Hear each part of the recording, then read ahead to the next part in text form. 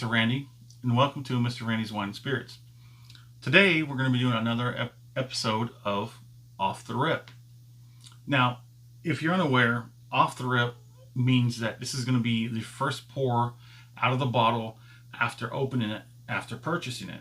Now, usually this is something I used to do off camera, and it would take about 2, maybe 3 weeks to do until I was ready and comfortable with the juice in the bottle to make a review. And that's usually about halfway through the bottle. But usually what I would do is I would crack it open, have a pour, get to know it very slow, make notes, and move on from there. Today we're going to be talking about McNair's Reek. Let me see if I can get you a better look at that label there. It is a 700 milliliter. Some people get a little bit upset. Well, okay, more than a little upset because they're missing that 50 milliliters. Most people don't understand that 50 milliliters that's missing, it's just a little shooter bottle. Let me get you a good look at that. Natural color and non-chill filtered. Exquisitely electric. I love that. So this is a 12-year. Let's go ahead and open it up. What the heck? That thing is a little... Okay, so now they're going to mess with me.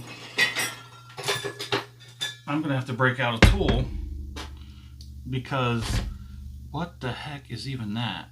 I don't even know. Okay, we're going to have to improvise. Mr. Randy's pretty good at that, so just going to take a second.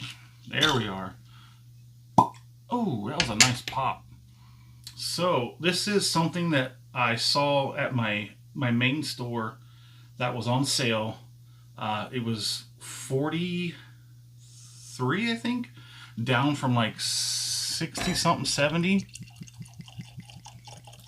But all that information is going to be shared with you in the full review. Let's get a look at it. That is relatively dark for a Scotch. That is really relatively dark.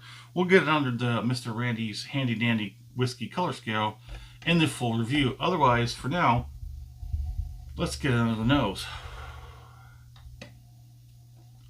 It is a little bit charcoaly, like oaky barrel. Now, I'm not familiar with the brand, although there is 2 expressions on the shelf. There is the 10-year cask strength, and then there's this one, the 12-year. This one's 46. The other one I believe was like 50 something, 60%, which was only a few dollars more. But I figured, let's not blow ourselves out with the cask strength. Let's just get it on the palate.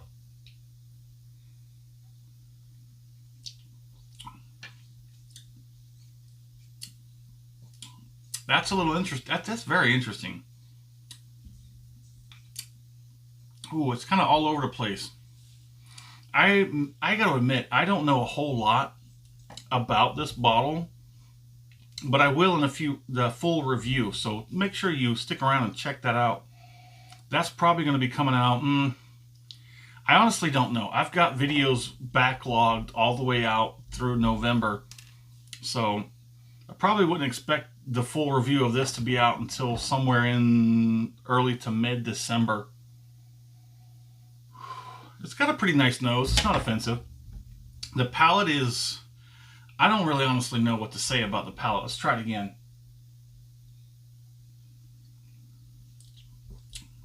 Yeah. That's interesting. There's nothing bad.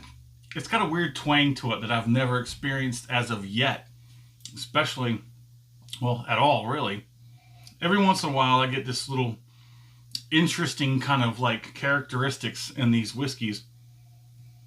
It's got a pretty nice nose. The palate's okay. Let's get a finish on it.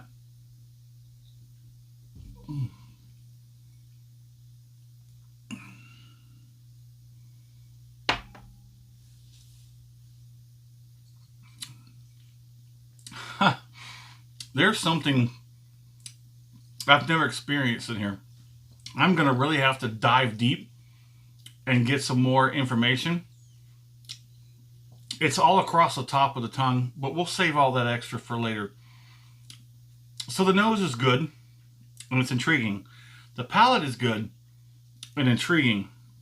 The finish is also good and intriguing. This might be a through and through, but we're going to see you back in about here, okay? We'll see you back about here. Well, thanks for stopping by. I'm Mr. Randy. You have a good one.